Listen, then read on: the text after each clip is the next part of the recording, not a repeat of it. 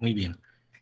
Bueno, vamos a continuar con la clase. Estábamos viendo un repaso de cristales. Voy a recordar así las últimas diapositivas que vimos. Vimos el concepto de cristal, de una estructura cristalina. Ustedes esto pues lo han visto en mucho detalle en la clase de estado sólido. Aquí nada más es para eh, relacionarlo con las propiedades que nos interesan, ¿no? Como para que lo tengan presente. La estructura cristalina está caracterizada por una simetría translacional tridimensional, es decir, los átomos que forman una estructura cristalina están acomodados en un arreglo periódico tridimensional, es decir, que hay, si nos movemos en ciertas direcciones preferenciales, son tres direcciones independientes, vamos a ir viendo de ciertos, digamos, ciertas distancias, características, periodos espaciales, vamos a ir viendo lo mismo, ¿no? Idealmente, pues existe el concepto de cristal, pero bueno, lo que conocemos como una estructura cristalina perfecta más bien, ¿no? Pero sabemos que en la realidad no podemos tener tal perfección. Y cualquier imperfección, cualquier perturbación, cualquier desviación del arreglo perfecto de esta simetría translacional perfecta, pues lo conocemos como un defecto en estado sólido. Entonces, si el arreglo ideal es perturbado, y de hecho es perturbado por muchos factores, por eso no existe un cristal perfecto, ¿no? Por ejemplo, algo de lo que no, una de las cosas de las que no podemos librarnos es que pues, los átomos que componen los sólidos no están en posiciones fijas, sino que están vibrando alrededor de ciertas posiciones de equilibrio. Al estar vibrando, pues ya no están en posiciones fijas, entonces ya no hay esa simetría translacional perfecta, ¿no? Porque pues los átomos están cambiando de posición, están cambiando, ¿no? Pero no es lo único, también al tener fronteras, el material pues se acaba en eh, a cierta distancia, pues se termina el material, hay la interfase entre el material y pues el aire o lo que esté, ¿no? Después de este material, o puede ser otro sólido también. Entonces ahí también se rompe la simetría translacional, ¿no? Ya no vemos de pronto al llegar a la superficie del sólido, al atravesarla, pues ya no vemos lo mismo, aunque nos sigamos moviendo en cualquier dirección.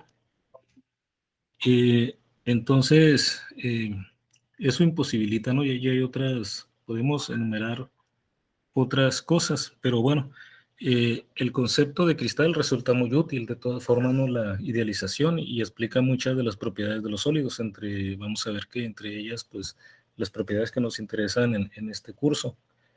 Y bueno, y también que van a estudiar ustedes más en detalle en sus tesis, ¿no? La estructura cristalina se forma al unir digamos, dos conceptos. Uno de ellos, pues, es un concepto matemático, que es el concepto de red. El concepto de red no es más que un arreglo precisamente que refleja la periodicidad de la estructura cristalina. Son puntos en el espacio acomodados en una forma muy ordenada, y en cada uno de esos puntos pues le asociamos un conjunto de átomos de forma similar en orientación y en composición.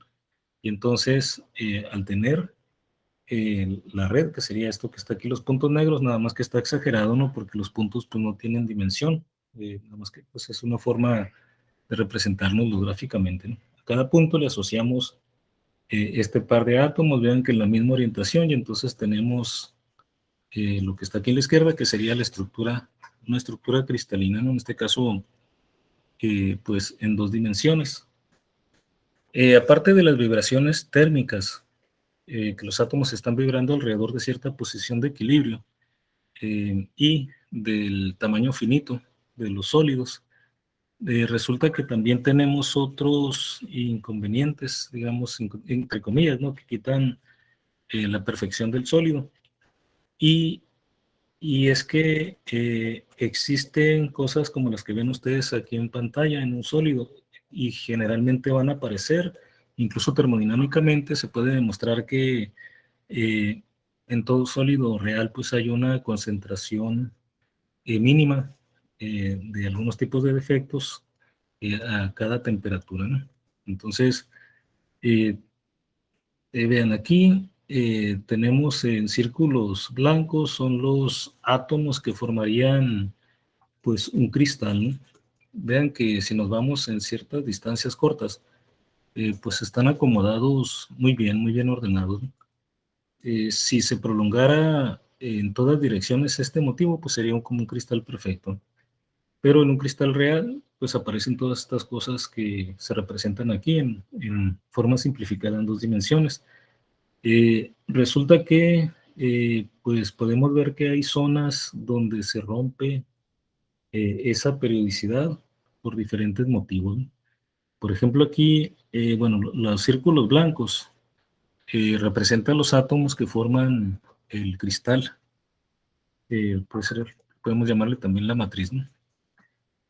Y estos círculos negros representan algún otro tipo de átomo que no es el átomo de que está constituido el cristal, pero por alguna razón andan por aquí, ¿no? Entonces, aquí hay un átomo eh, extraño, digamos, ¿no? Se conoce también como impurezas, y, y está en un sitio eh, en donde no esperaríamos o no debería de haber ningún tipo de átomo, ¿no? Eh, Estos círculos blancos pues están en la posición normal en que uno espera tener los átomos. Cuando están acomodados en estos sitios intersticiales, precisamente se conocen como átomos intersticiales. Estos sitios se llaman intersticios o sitios intersticiales, ¿no? Entonces, cuando un átomo está aquí, estos átomos intersticiales, pues ya si nos fijamos en el resto, en otras regiones del cristal, o lo que sería la estructura cristalina perfecta, pues vemos que esto rompe, ¿no? Rompe con esta perfección. Entonces esto ya es en sí un defecto, la presencia de átomos intersticiales en ciertos sitios de la red cristalina. Eh, También tenemos otros tipos de defectos que se muestran aquí, ¿no? Indicados con esta letra B, eh, que son las dislocaciones. Vean, en este caso de las dislocaciones, pues vemos aquí que en esta región tenemos, pues, al menos en esta distancia, tenemos eh, digamos, una estructura cristalina perfecta hasta esta parte, ¿no? Si se repitiera todo en el espacio, esto que está en esta región, pues sería un cristal perfecto. Sin embargo, vemos que aquí, de pronto, como que esta fila de átomos ya desaparece esta fila de átomos y ya eh, aquí pues está distorsionado el- la estructura cristalina. Este tipo de defectos, cuando ocurre esto, son dislocaciones. Eh, bueno, aprovecho aquí para que una de las exposiciones que van a tener, ese va a ser un tema, ¿no? Para el que quiera tomarlo, voy a ponerles de hecho en Teams los diferentes temas para exposición y ustedes eh, escogen ahí qué tema les gustaría exponer, ¿no? Uno de los temas puede ser este de dislocaciones. Aquí no voy a ahondar mucho, pero hay diferentes tipos. Aquí nada más se muestra cómo sería visto en un arreglo de átomos, cómo rompe la perfección, ¿no? Pero hay diferentes tipos. Aquí pues pueden ocurrir por muchas razones, ¿no? Diferentes. Pero bueno, aquí también esto, pero aquí no vamos a andar todavía bueno, en este momento de por qué existen este tipo de efectos, nada más para ilustrarlo, ¿no? Algunas de las cosas que pueden ocurrir. Bueno, tenemos las dislocaciones y así como ocurre aquí un intersticial, un átomo que está de pronto acomodado en un lugar en donde no esperaríamos que hubiera átomos. También puede ocurrir que en algún lugar donde debería de haber átomos, no están, o sea, que haya ausencia de esos átomos. Y eso lo tenemos aquí indicado con la letra D, donde apunta, de hecho, es hasta acá, ¿no? Esta región. Se fijan aquí, de pronto se rompe la periodicidad traslacional de la distribución aquí de los átomos, porque aquí, donde tengo el cursor, falta un átomo, ¿no? Entonces, la ausencia de un átomo de su sitio normal se llama vacancia. La vacancia es decir, la ausencia del átomo nada más, ¿no? Luego vamos a definir tipos de defectos que involucran vacancias, pero la vacancia en sí misma es simplemente la ausencia del átomo en donde debería de estar aquí. Estos átomos que se representan con círculos blancos están en interacción con los demás, por eso el sólido pues es rígido, porque hay interacciones eléctricas entre los átomos que los mantienen pues fuertemente ligados. Vamos a suponer que estas líneas que unen los átomos pues representan de alguna manera esa interacción, ¿no? Esas fuerzas eléctricas que mantienen fuertemente ligados a los átomos. Claro que el dibujo no muestra pues las vibraciones, ¿no? Pero supongamos que estos son los puntos de equilibrio alrededor de los cuales se están moviendo los átomos.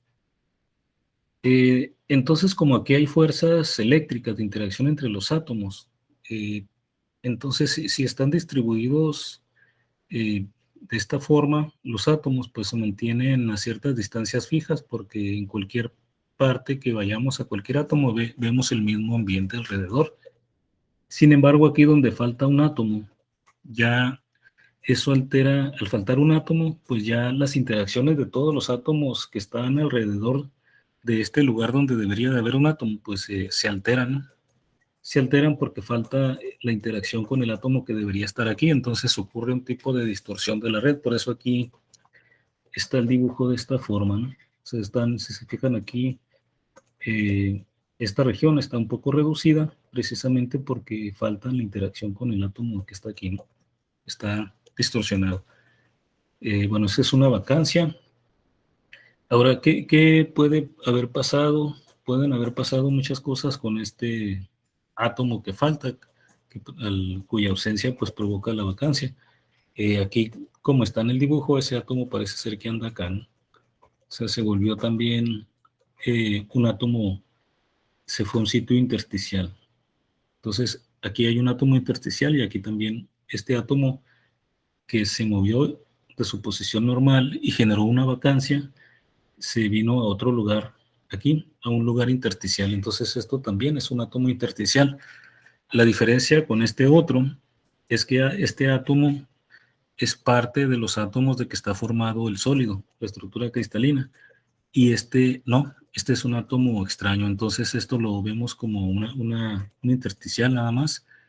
eh, y el átomo pues puede ser un átomo de impureza, un átomo extraño, que puede estar en el material desde el inicio de la síntesis, que a lo mejor puede haber sido a propósito o no, pero está ahí y es extraño, no es parte de la estructura cristalina propiamente dicho, y este sí, este está en un sitio intersticial, pero se originó al moverse de su sitio y dejar una vacancia. Entonces, esta vacancia recibe el nombre de perdón, no esta vacancia, ¿no? Sino la vacancia es esta. Este átomo que generó la vacancia y se movió para acá a un sitio intersticial, como ese átomo es parte de la estructura cristalina, le llamamos autointersticial. Para distinguirlo de estos que no son átomos de, de los que constituyen la estructura cristalina. Entonces, este sería un autointersticial. Y luego vamos moviéndonos más a la derecha y vemos otros puntos negros aquí, pero ahora no en sitios intersticiales, sino en sitios en donde sí debería haber átomos, pero de los que forman la estructura cristalina. Vemos que están ocupando eh, átomos que no son de la estructura cristalina nativa, están ocupando lugares que deberían de estar siendo ocupados por los átomos nativos. Y entonces estos son átomos sustitucionales. Son, en este caso, si estamos representando con círculos negros átomos extraños a la estructura cristalina, entonces serían impurezas sustitucionales.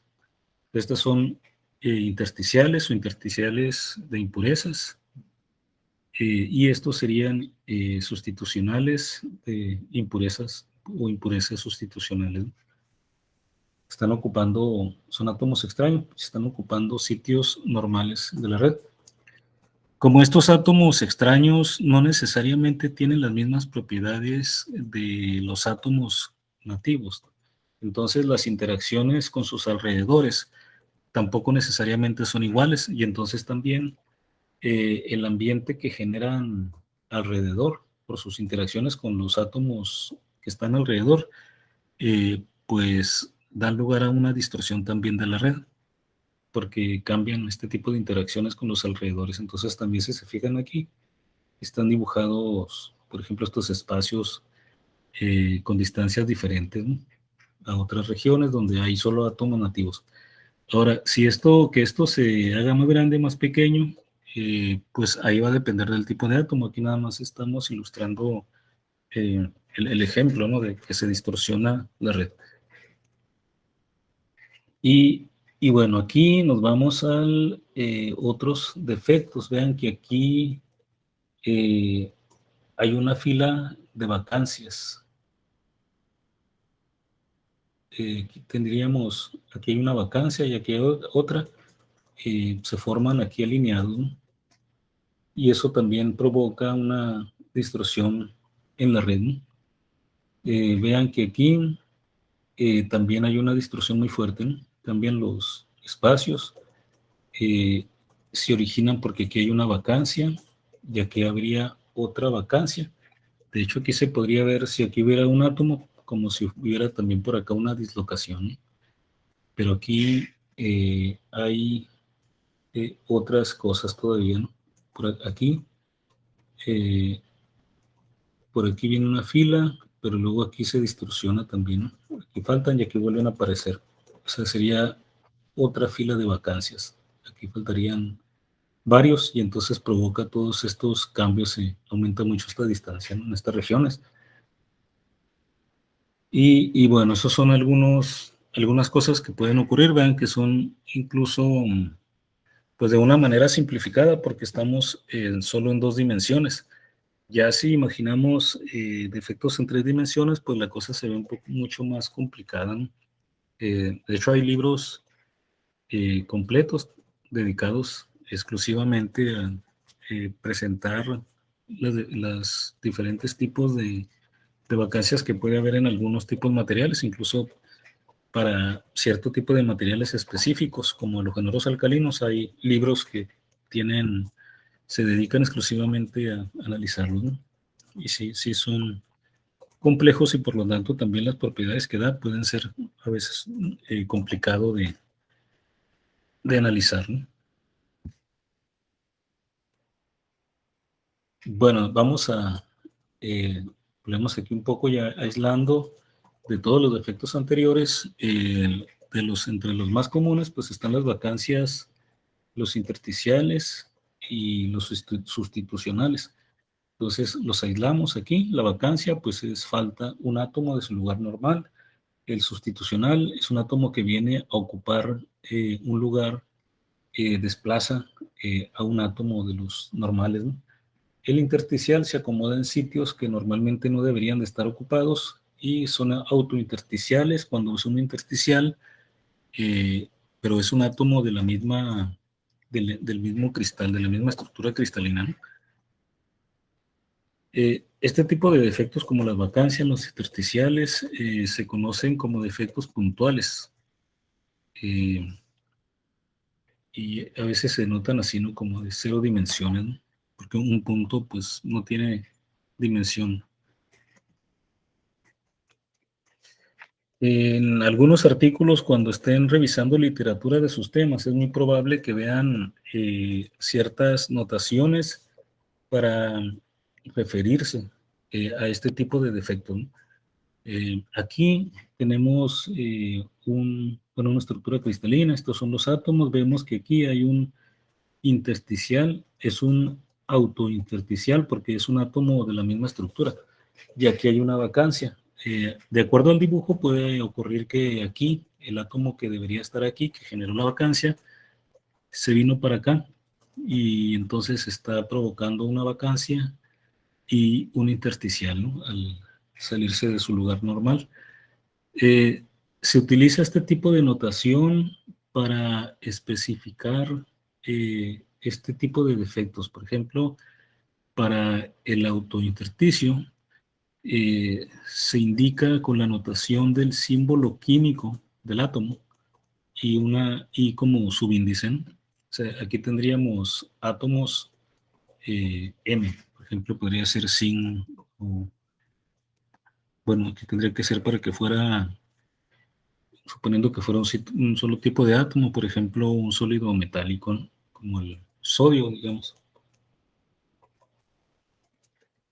Entonces, aquí podríamos tener, eh, deberíamos tener aquí el símbolo del átomo, el símbolo químico, y una I indicando que está en un sitio intersticial, y ese sería un autointersticial, ¿no?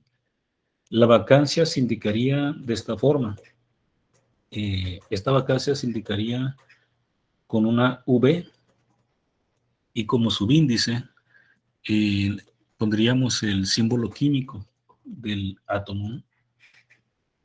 Por poner nada más, digamos, por decir un átomo, sin pensar en un material particular, pero suponiendo que fuera, pues esto, sodio, sería aquí sodio, Na, subíndice I, ¿no? Y aquí la vacancia sería V, subíndice Na, ¿no? Entonces, esta es una notación para representar intersticiales y vacancias. Cuando, bueno, aquí estamos considerando eh, autointersticiales y pues vacancias, ¿no?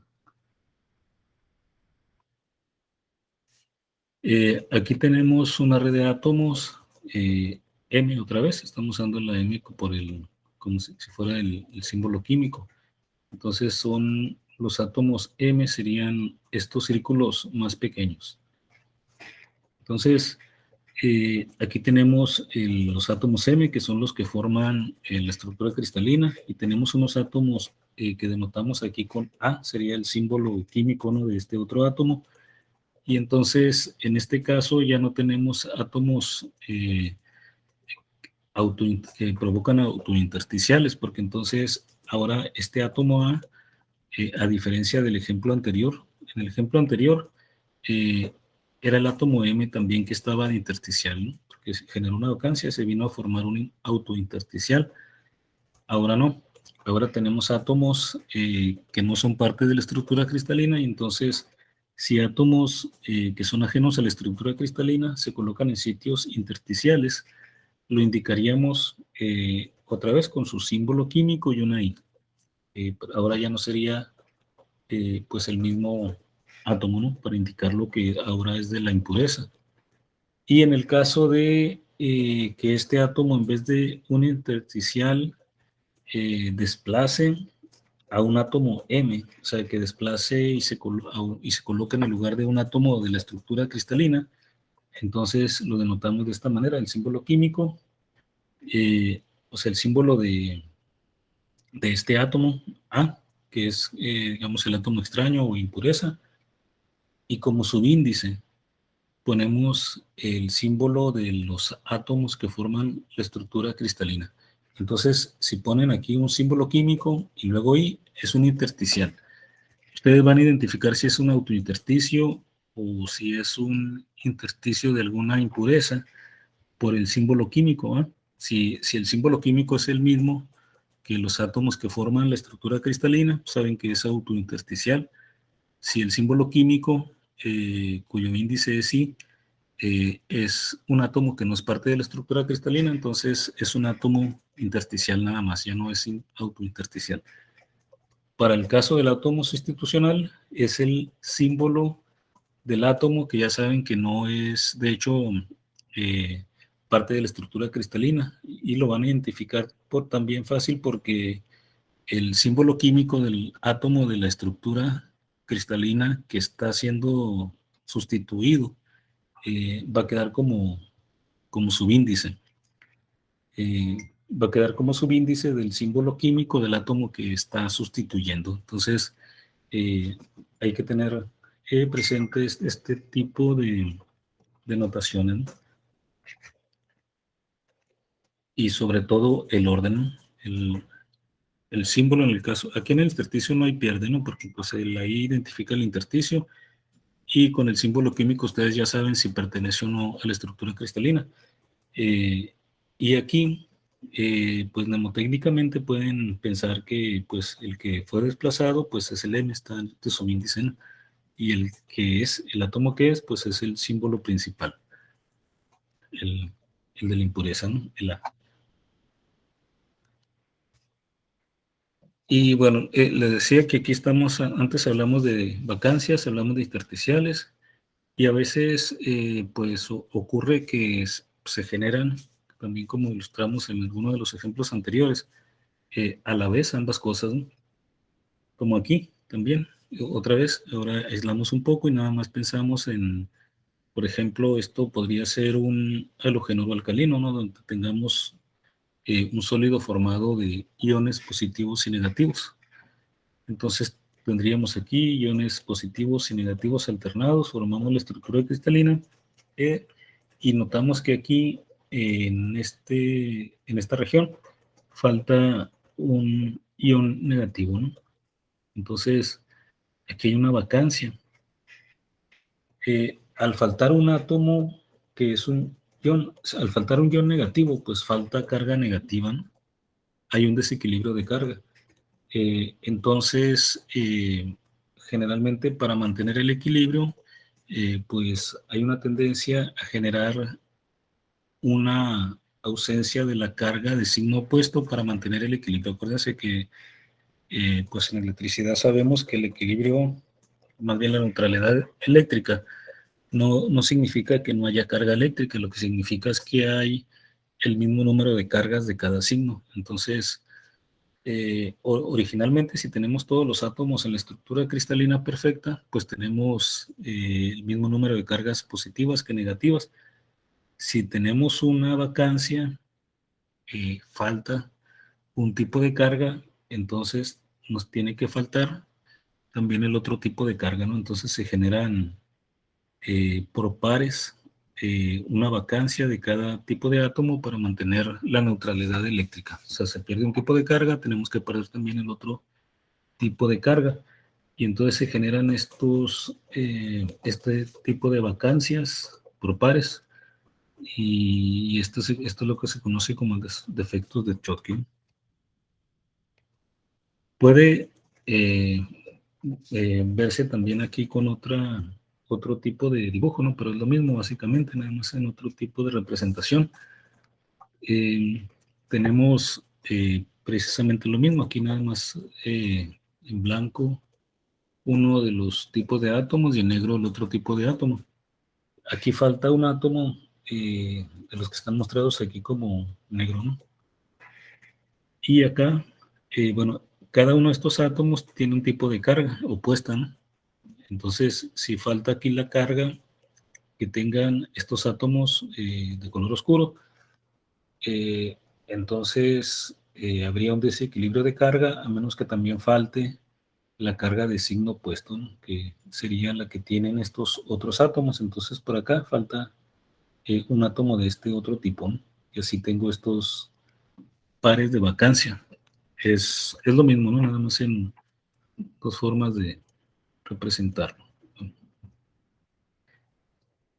Otra situación también que se genera precisamente porque el sólido busca mantener el equilibrio de carga es que si se genera una vacancia de un tipo de átomo, no necesariamente se genere otra vacancia de un átomo que tenga la carga de signo opuesto, la misma carga pero de signo opuesto.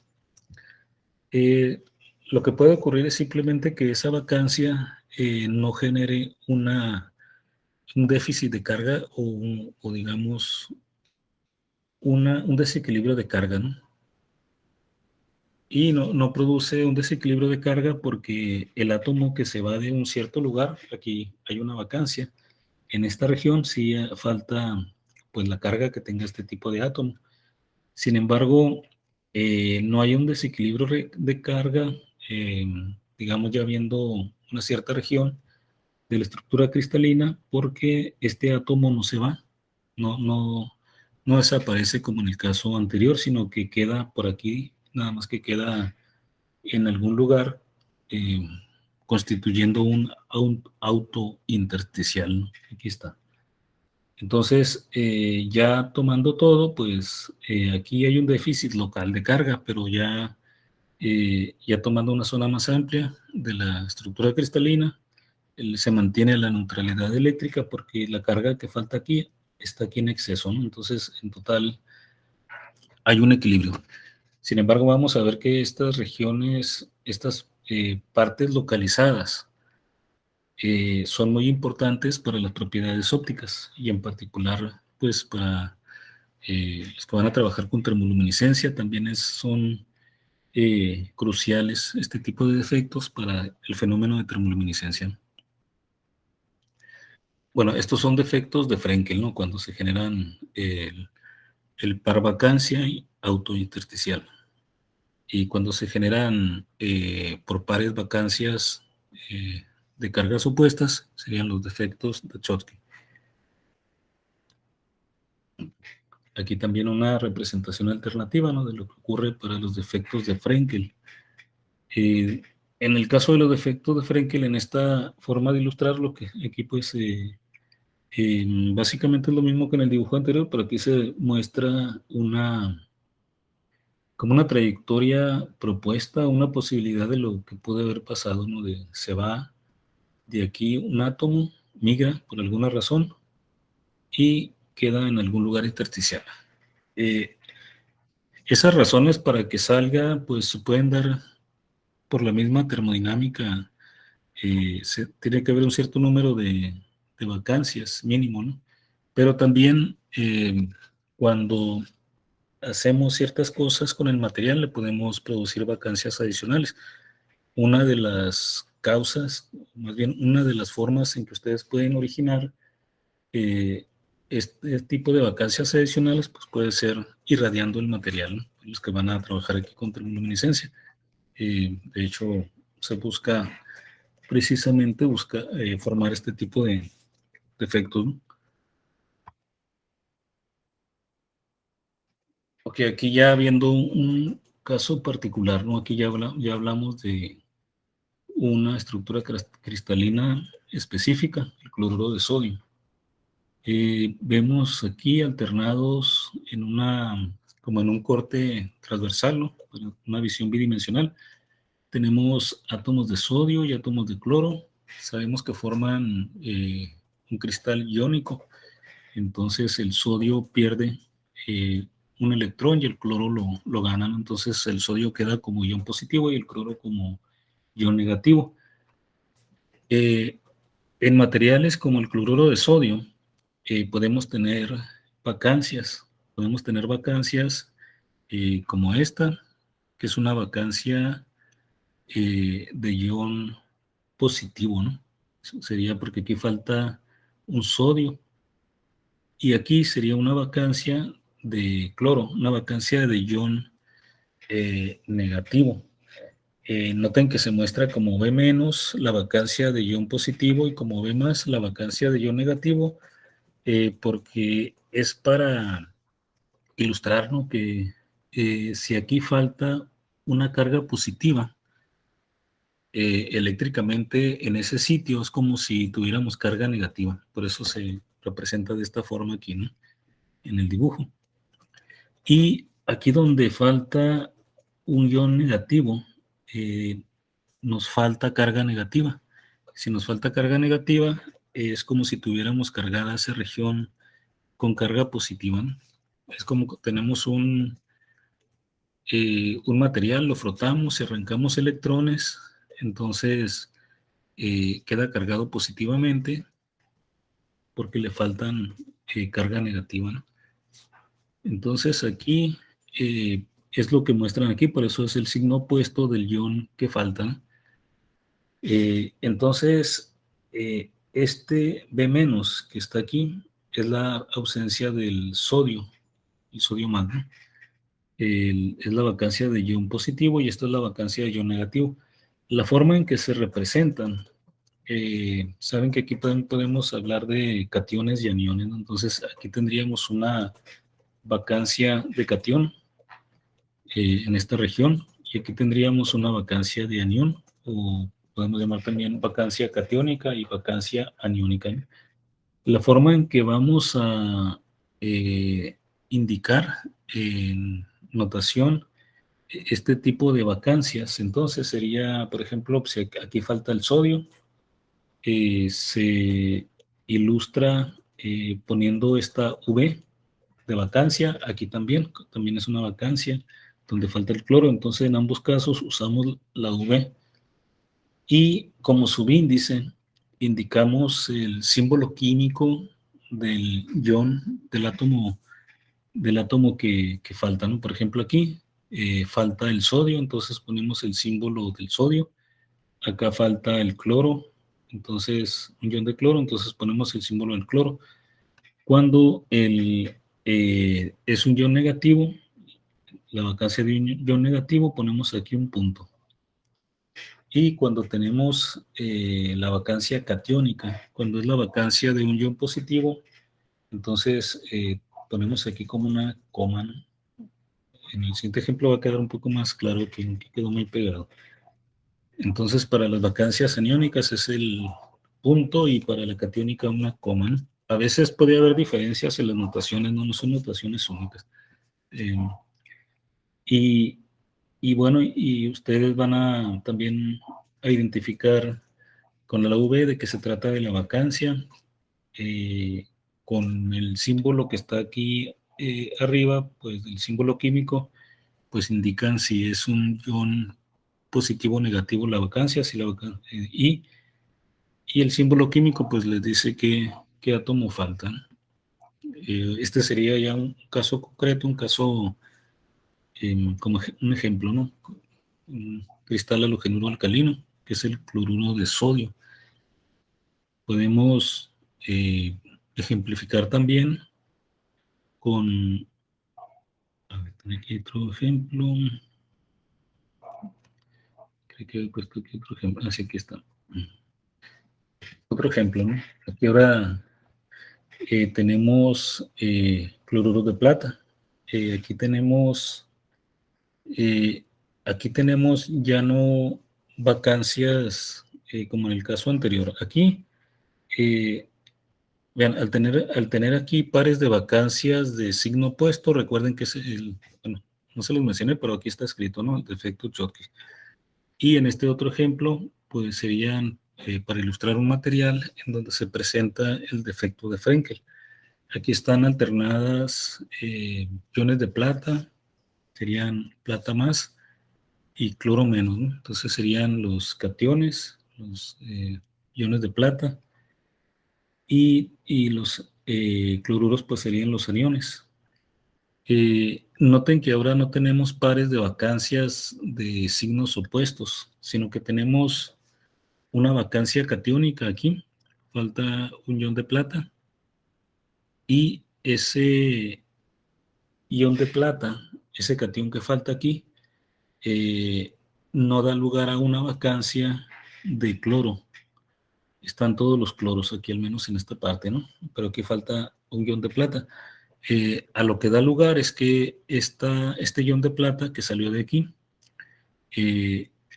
no provoca una vacancia del signo opuesto, sino que más bien ese mismo ion que deja una vacancia queda en un sitio intersticial, queda aquí, ¿no? Y entonces queda como catión intersticial. Y bueno, entonces aquí la notación para la vacancia sigue siendo la misma, ¿no? Aquí estaríamos poniendo la B con esta comilla aquí arriba para la vacancia catiónica, y aquí tenemos el símbolo químico, ¿no? de la vacancia. En este caso, recordando la notación para los intersticiales, pues tendríamos que poner el símbolo químico de la plata, Ag, indicando un subíndice I para indicar que es un intersticial, ¿no? Aquí no, no está la laminano, pero la notación para este caso, para el catión intersticial, entonces sería el símbolo Ag con un subíndice I para indicar que es un intersticial.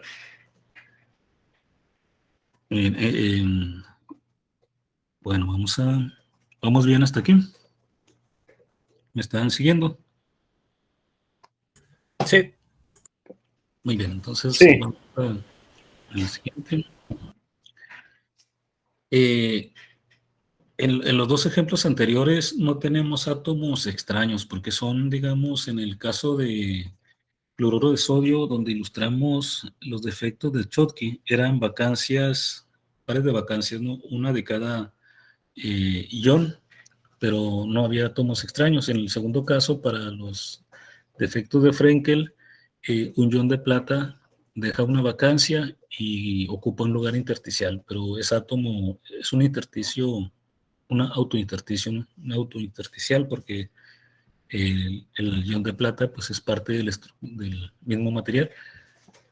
Pero también podemos tener defectos intersticiales o sustitucionales con átomos que no son parte de la estructura cristalina, que no son parte del material, no son parte de la matriz. Entonces, podemos tener, por ejemplo, aquí un átomo extraño. Están dibujados aquí las impurezas en azul. Son átomos que no son parte de la matriz. Entonces, aquí hay un átomo pequeño y aquí hay un átomo más grande, ¿no? De hecho, dibujado con el mismo tamaño de la estructura cristalina. Entonces, estos átomos que son mucho más pequeños, pues pueden ocupar fácilmente lugares intersticiales. Entonces sería un átomo de impureza intersticial, ¿no? Sería un intersticial, pero ya no es autointersticial, porque es un átomo extraño, ¿no? De impureza. Si es un átomo más o menos con dimensiones y ciertas propiedades que se le facilite, puede sustituir, puede desplazar a un átomo de la estructura cristalina, entonces se coloca en un lugar normal, ¿no? Entonces, en este caso sería un átomo de impureza sustitucional. Esas impurezas, digamos, pueden afectar mucho las propiedades, ¿no? Las propiedades ópticas, de hecho, se ven muy afectadas por este tipo de incorporaciones de átomos de impureza, ya sea como intersticiales o sustitucionales. Y también las propiedades mecánicas pueden ser afectadas, ¿no? Por ejemplo, en algunas situaciones, ustedes saben que si meten átomos de carbón en fierro, se forman materiales con propiedades mecánicas mucho más fuertes, ¿no? Mejoradas. Eh, Aquí pues se muestra nada más una celda unitaria, ¿no? Donde tenemos los átomos, serían átomos de fierro, y aquí en sitio intersticial estaría representado un átomo de carbono, un carbono aquí. De hecho, recuerde que el acero se forma de esa manera, ¿no? Metiendo impurezas de carbono, ¿no? Entre otras. En algunas aleaciones, pues también ese sería el principio. Algunos de ustedes van a trabajar también con un método de síntesis que se conoce como método de reacción en estado sólido, ¿no? En el método de reacción en estado sólido, pues precisamente se mezclan dos sólidos, se mezclan digamos, bueno, materiales en forma de polvo, se mezclan, se trata de someter a temperaturas relativamente altas, de manera que la temperatura produce una ampliación en las vibraciones normales de los átomos, y entonces si yo pongo en contacto átomos de un tipo con átomos de otro, eh, a medida que lo mantengo más tiempo a una temperatura más alta, pues la alta temperatura y las altas vibraciones térmicas facilitan que esos átomos, eh, podríamos, pues para distinguir el solvente y el soluto, esos átomos se pueden ir metiendo, los átomos de, de uno de los reactivos que estemos mezclando entre los átomos del otro, y eso puede, bueno, de hecho, da lugar a obtener compuestos que no son pues los mismos que estamos mezclando, ¿no? Entonces, es un método muy útil basado precisamente en esto, ¿no? De ampliar las vibraciones térmicas y luego permitir que se estén metiendo unos átomos con otros, entre otros. Entre más tiempo se mantengan a temperatura alta, pues esperamos que se distribuyan más uniformemente la mezcla, y entonces, al final de cuentas, el acomodo de los átomos busca eh, lo que sea más compatible con la mínima energía posible, ¿no? En la situación, entonces da lugar a nuevas estructuras. Entonces podemos mezclar a veces dos reactivos y tener un tercer compuesto, ¿no?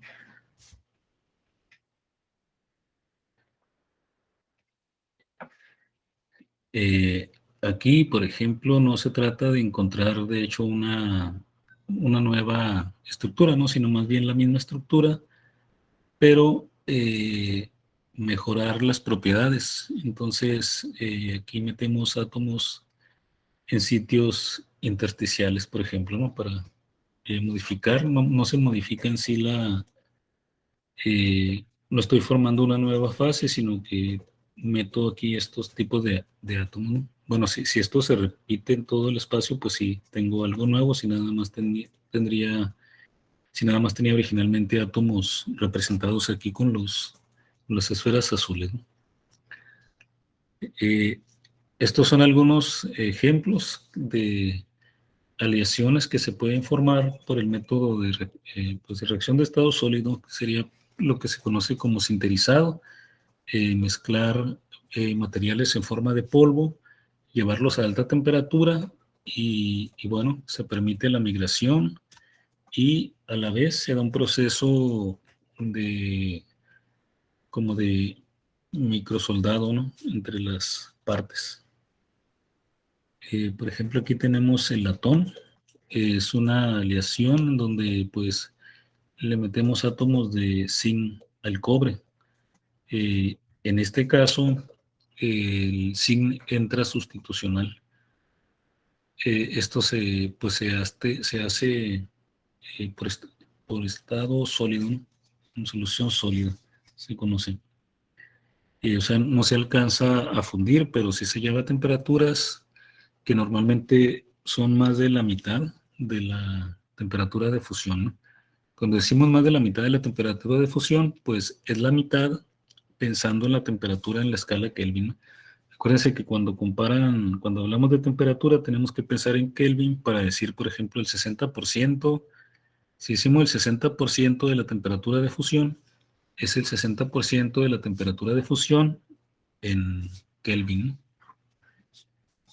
Eh, en la derecha está el ejemplo del acero, ¿no? El acero, de hecho, se forma metiendo carbono, átomos de carbono, eh, también por solución sólida. Pero en el caso del acero, el carbono se mete en sitios intersticiales. Entonces, vean, puede darse diferente, ¿no? Aquí fueron sustitucionales. Los átomos son más, digamos, afines para colocarse en los sitios normales.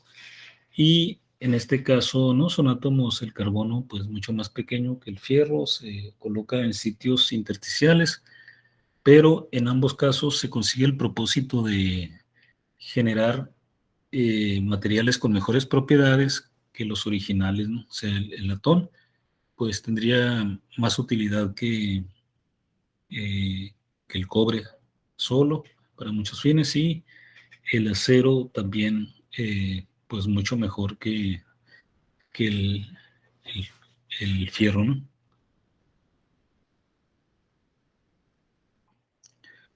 Bueno, entonces vamos a la siguiente. Aquí tenemos otro ejemplo que pudiera ser que una forma de, digamos, un material, por ejemplo, como lo que están haciendo ustedes, nada más aquí pensando en una estructura por conveniencia aquí más fácil de visualizar, ¿no? Por lo pronto. Si se fijan, aquí tenemos tres tipos de átomos, ¿no? Estos que están en las esquinas, estos son un tipo de átomo. Eh, el color puede representar, por ejemplo, la carga que tenga.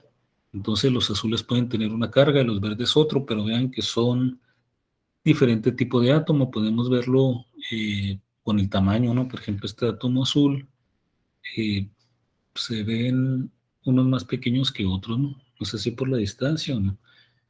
Bueno, pero la idea aquí sería pensar que tuviéramos átomos diferentes, que no fuera, eh, que fueran, por ejemplo, podemos mezclar, eh, bueno, algo que hemos hecho aquí en alguna publicación es mezclar dos halogeneros alcalinos, por ejemplo, el fluoruro de litio y el fluoruro de sodio. Tienen estructuras similares y entonces se pueden sustituir si se mezclan polvos de los dos halogeneros alcalinos y se someten a temperaturas relativamente altas, puede empezar el intercambio de átomos y entonces eh, al mezclar fluoruro de litio con fluoruro de sodio se pueden empezar a intercambiar, por ejemplo, los átomos de sodio con el litio, ¿no? Y entonces alternar y formar una estructura que no es ni fluoruro de litio ni fluoruro de sodio. Es se llama un cristal, sería un cristal halogenuro alcalino mixto, ¿no? También con el KCl y el KBr se ha hecho. Eh, el KCl y el KBr se pueden mezclar, eh, se pueden sintetizar mezclando KCl y KBr y entonces se tiene una estructura que no corresponde ni a uno ni al otro, sino a algo mixto, ¿no? El género alcalino mixto. Tienen el mismo tipo de estructura, pero por ejemplo las distancias interatómicas pues ya no son ni de uno ni de otra, sino un valor intermedio. Por lo tanto, por ejemplo, en la difracción de rayos X ya no se tendrían exactamente los picos de uno u otro, ¿no? Y, y también las propiedades luminiscentes no corresponderían a uno ni a otro, sino podrían ser propiedades diferentes a las de los dos.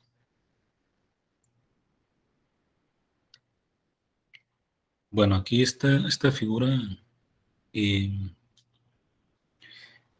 bueno, creí que lo había quitado, pero aquí está, ¿no? Entonces vamos a mencionar, esto sería como una estructura, digamos, perfecta, no bidimensional. Estos serían los átomos. Me había puesto originalmente para ilustrarlas cuando, por ejemplo, tenemos aquí que de pronto faltan átomos, ¿no? En la parte de los defectos. Aquí podríamos pensar que, bueno, este es un plano de átomos, una fila de átomos. Podemos pensar como que aquí hay una falta de átomos y entonces se produce esta distorsión.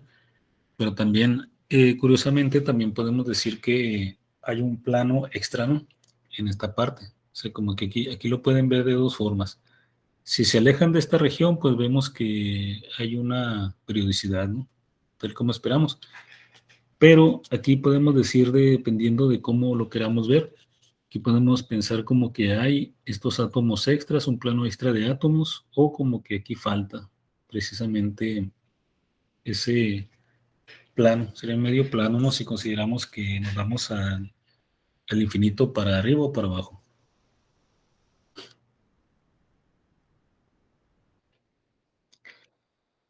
Bueno, aquí hemos visto pues diferentes tipos de defectos, algunos conceptos de defectos que son las vacancias, intersticios, sustitucionales, etcétera. A veces el átomo que sustituye no necesariamente tiene la misma carga que el átomo que está siendo sustituido. Entonces esto también da lugar a ciertas cosas, ¿no? Por ejemplo, aquí tenemos una secuencia de cargas negativas y positivas que puede estar representando, por ejemplo, puede ser un halogenuro alcalino o simple un material iónico, ¿no? Donde tenemos alternados iones positivos y negativos. Sin embargo, aquí vemos que tenemos dos cargas, tenemos el doble de carga, ¿no? Y positiva. Esto puede ocurrir, por ejemplo, si tenemos aquí un sólido iónico donde sean iones monovalentes, más menos, etcétera, ¿no? Pero logramos meter como sustitucional un átomo divalente, ¿no? Y entonces aquí entró este átomo con carga 2 más en vez de carga más. ¿Qué sucede en este caso? Entra como sustitucional, pero vemos que desequilibra la carga, ¿no? Porque aquí ahora tenemos, cuando estaba el ion que debe estar, el original, había una carga más nada más. Pero al ser sustituido ese ion por un ion de carga de que es el doble, entonces ahora hay una carga positiva en exceso. Lo que va a originar esto es que en alguna parte va a provocar, por ejemplo, vacancias de ion negativo. No, perdón, perdón, al revés, ¿no? Vacancia de ion positivo, porque aquí tenemos carga positiva excedente, hay una carga positiva de más. Entonces, para mantener la neutralidad eléctrica, el sólido pues va a tratar de deshacerse de algún ion positivo, ¿no? Y entonces, generalmente, un defecto, vean aquí que al producir un defecto, generalmente no se queda ahí la cosa, ¿no? Porque eh, al tener un defecto, pues estamos produciendo una alteración que de alguna manera tiene que ser compensada, busca ser compensada por el material, ¿no? Por el sólido. Aquí, por ejemplo, pues tenemos una carga excedente positiva. Entonces, el sólido va a tratar de equilibrarse. Si tiene una carga positiva excedente, pues va a tratar de deshacerse de alguna carga positiva en alguna otra parte para mantener la neutralidad eléctrica completa, ¿no? Entonces, ocurre con cierta frecuencia, ¿no? Meter una impureza divalente que sustituya y entonces provocan vacancias que les pueden ser útiles para ciertas propiedades, en particular algunas propiedades ópticas. Bueno, entonces hacemos aquí como un resumen, ¿no? De todo lo que hemos visto antes. Entonces tenemos entre los defectos que podemos tener en un sólido, podemos tener defectos extrínsecos o intrínsecos. Los extrínsecos son los que no son, bueno, los que se generan por impurezas, por la presencia de átomos que no son parte de la estructura cristalina o de la matriz del sólido, ¿no? Entonces, en el caso de estos defectos extrínsecos pueden ser sustitucionales, entonces serían impurezas sustitucionales, un átomo Y que es extraño a la estructura cristalina tomando el lugar de un átomo X que sí es parte de la estructura cristalina, ¿no? También, como defectos extrínsecos o de impurezas, tenemos impurezas intersticiales. En los sustitucionales, pues el átomo de impureza se coloca en una posición normal. En el caso de la impureza intersticial, es un átomo que queda situado en la posición intersticial. Y el otro ejemplo de defecto extrínseco o defecto de impureza, entonces es cuando las impurezas se puedan generar de diferentes formas, ¿no? Puede ser que ustedes ya tengan el material y bueno, que de alguna forma ustedes a propósito hayan hecho algún tratamiento químico para meterle los átomos aparte. O puede ser que esos átomos de impureza se generen en el mismo proceso de síntesis. Esto es muy común, sobre todo, por ejemplo, en el caso de los métodos químicos, eh, que, pues, que se generen ciertos defectos que son propios del tipo de síntesis, ¿no? Dependiendo de la síntesis y de los precursores que se utilicen para sintetizar, ¿no? En el método de reacción de estado sólido, de hecho, también pueden quedar, si no se completa, si no se tiene cuidado de completar la reacción, puede ser que queden átomos a veces de los precursores, ¿no? Cuando mezclamos dos tipos de reactivos diferentes, que obtengamos lo que queremos, pero queden remanentes de los originales, ¿no? Sería más o menos, entonces, también en los métodos químicos puede pasar lo mismo, ¿no? Que queden por ahí. Eh, Incluso puede ser que utilicen reactivos en la síntesis, digamos reactivos orgánicos, para hacer una síntesis de un material inorgánico y entonces por ahí quede pues remanentes en una etapa, también de residuos orgánicos, ¿no? Claro, pues hay formas de eliminar eso, ¿no? Pero puede ocurrir en un momento dado, ¿no? Que durante la síntesis, también puede pasar que durante la síntesis, a propósito, ya en la síntesis se haya diseñado específicamente para tener impurezas, ¿no? Que nos interese tenerlas, que es muy común también, porque para muchas propiedades, de hecho, pues nos interesan tener ciertos defectos. Bueno, aquí eh, tenemos, bueno, en la parte de la izquierda, de hecho, es como una, no sé, llamar una continuación, ¿no? de la lámina que habíamos visto antes, de que tenemos un sólido iónico, tenemos aquí una impureza divalente que se metió y entró como sustitucional, y entonces aquí hay una carga positiva en exceso, entonces el sólido trata de equilibrar y entonces se origina en otra parte una vacancia, esto indica una vacancia, entonces una vacancia de ion positivo, entonces aquí va a faltar un ion positivo y con eso se compensa esta carga positiva excedente, ¿no? Que está aquí. Eh, ya que estamos dentro del sólido con estas cosas, vean lo que puede pasar. Generé aquí con una impureza divalente, tengo una carga más aquí en exceso, ¿no? Y aquí me falta una carga positiva. Si me falta una carga positiva es como si tuviera esta región cargada negativamente. O sea que donde ustedes tengan una vacancia de ion negativo, es como si estuviera cargado positivo, ¿no? Y donde tengan una vacancia de ion positivo, es como si estuviera cargado negativo. A ver, no sé si les a ver, si tienen una vacancia de ion positivo, es como si estuviera cargado negativo. Y si tienen una vacancia de ion negativo, es como si estuviera cargado positivamente, ¿no? El signo opuesto. Entonces aquí, si tenemos una vacancia de ion negativo, es como si tuviéramos cargado aquí negativamente. Y con esta impureza sustitucional cargada positivamente, entonces, ¿qué va a pasar?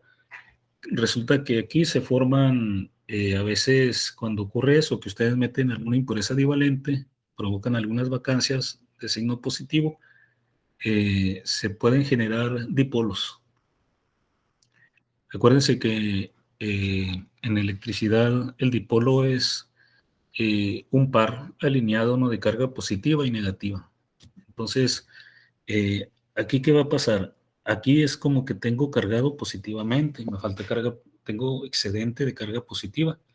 Y aquí tengo déficit de carga positiva, es como si está cargado negativamente, cargas opuestas se atraen. Entonces, va a ocurrir esto que se muestra en la figura de la derecha, eh, que esta impureza divalente va a atraer a esas vacancias. Entonces, esta es una manera de que yo puedo localizar.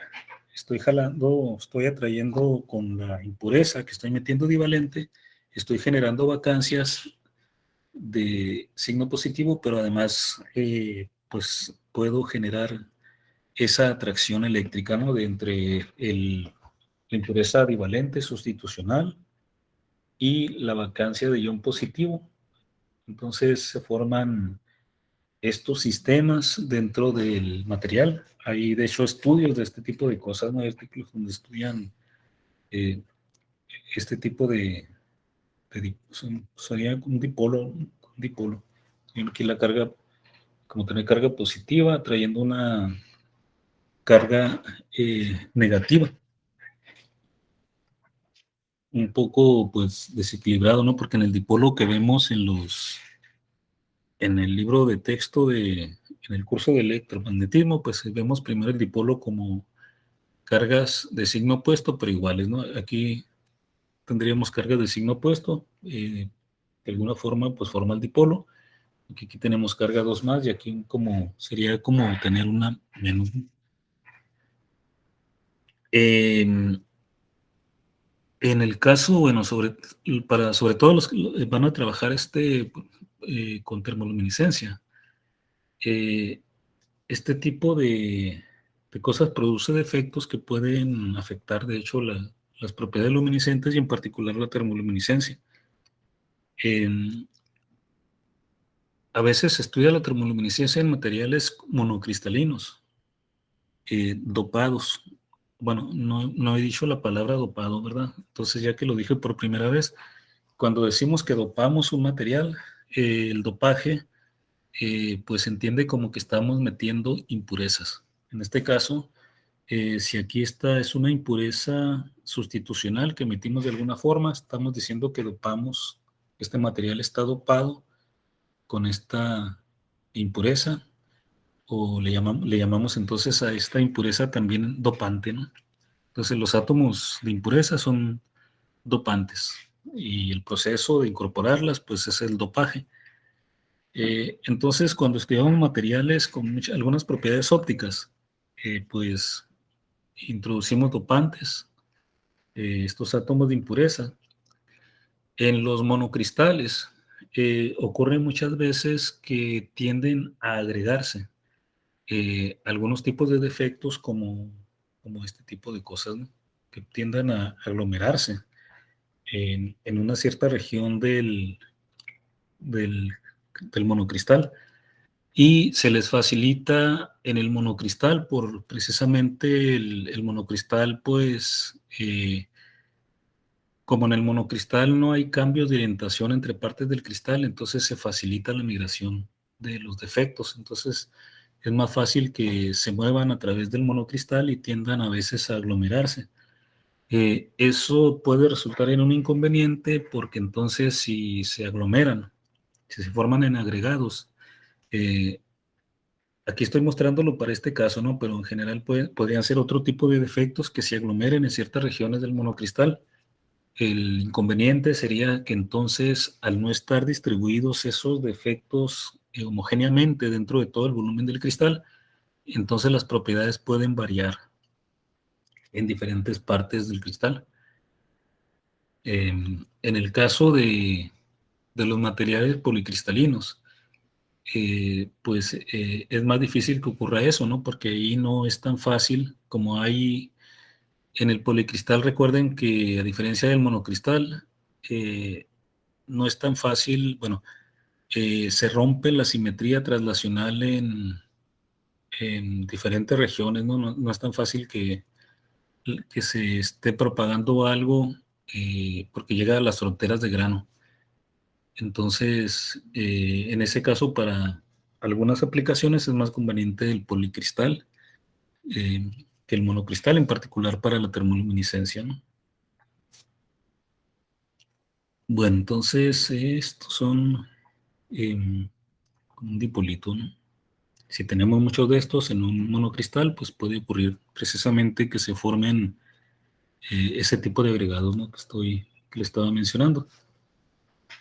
Eh, Aquí tenemos un ejemplo donde tenemos dos tipos de átomos, iones positivos, negativos, y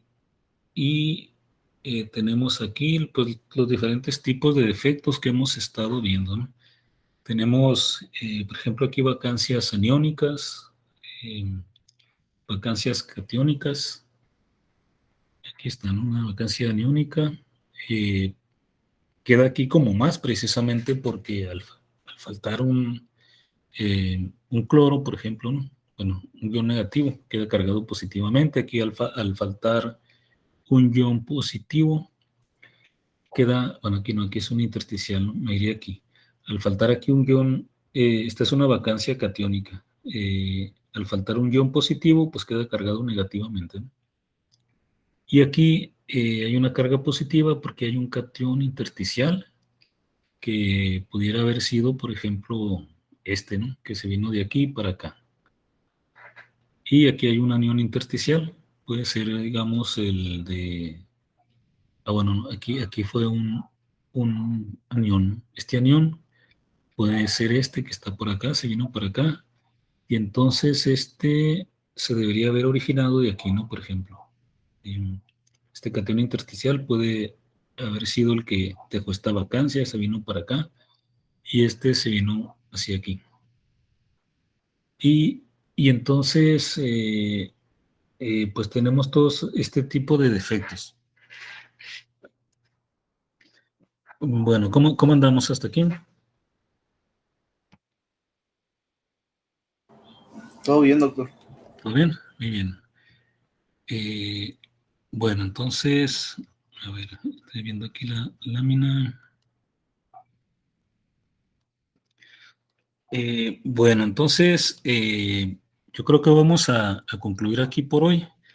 Y en la siguiente clase, bueno, como un adelanto, la idea aquí de haber puesto aquí esta figura es, recuerden que en la clase anterior hablamos de la diferencia entre fluorescencia y fosforescencia y dijimos que la diferencia la podíamos explicar con los diagramas de Jablonski, en donde en el caso de la fluorescencia, pues teníamos que cuando excitábamos el sistema de electrones del sólido, pues los electrones brincaban estados excitados, pero inmediatamente regresaban al estado base y estaban emitiendo al mismo tiempo que estaban siendo excitados, ¿no? Estaban siendo excitados y decayendo inmediatamente, sin retraso.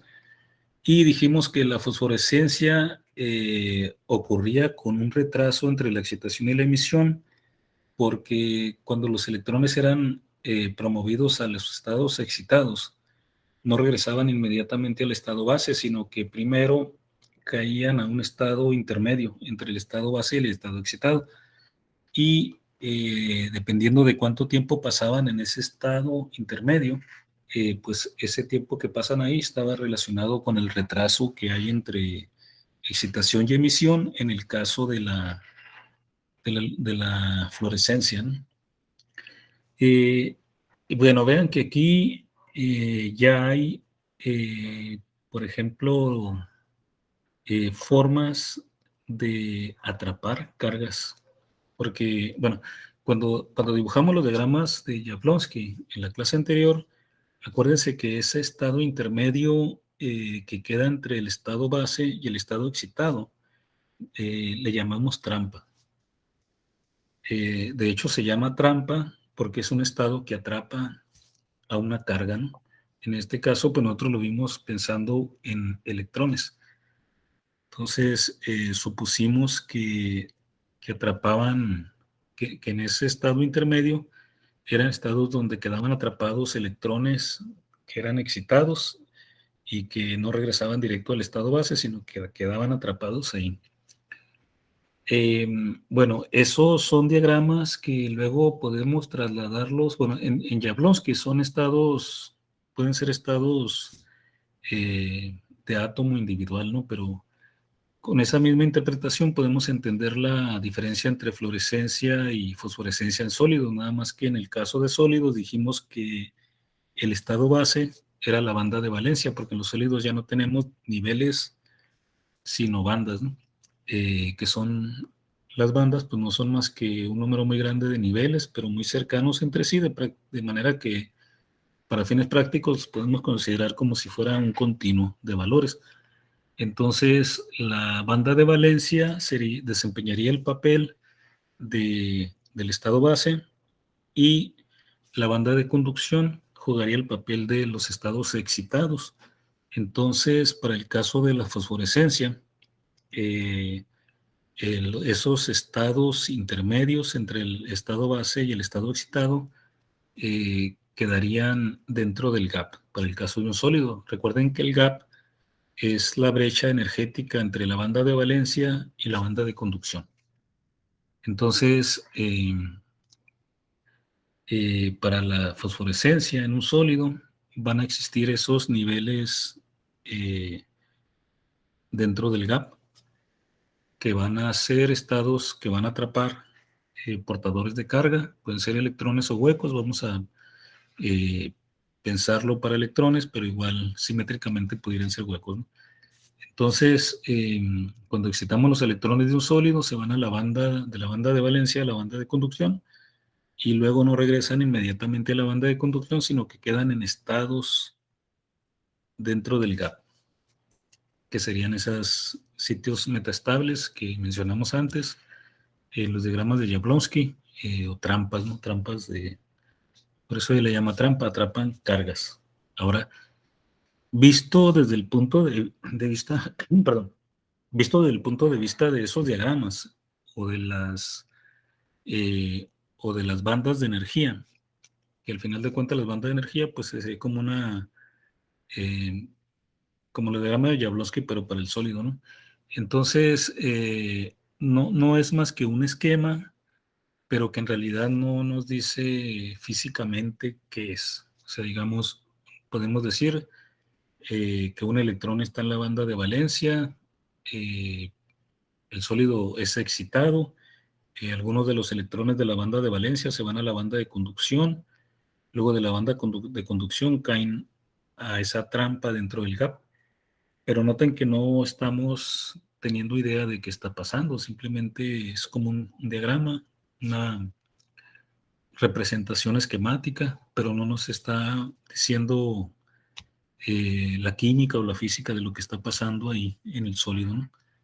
Entonces, en la siguiente clase vamos a relacionar precisamente eh, esos niveles, eh, esos niveles de Jablonski, pero en el sólido pues vamos a pensar más en estructura de bandas, con qué son, qué es lo que está pasando, qué es lo que pasa dentro del sólido, eh, que genera precisamente esos niveles, ¿no? ¿Qué son esas trampas, ¿no? ¿Qué pueden ser?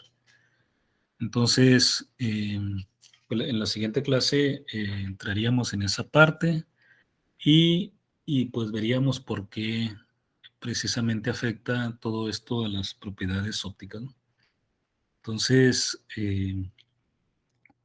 pues lo dejamos hasta aquí por hoy, si estamos de acuerdo, y continuamos entonces en la siguiente clase con eso, ¿no? No sé si hay alguna pregunta, algún comentario.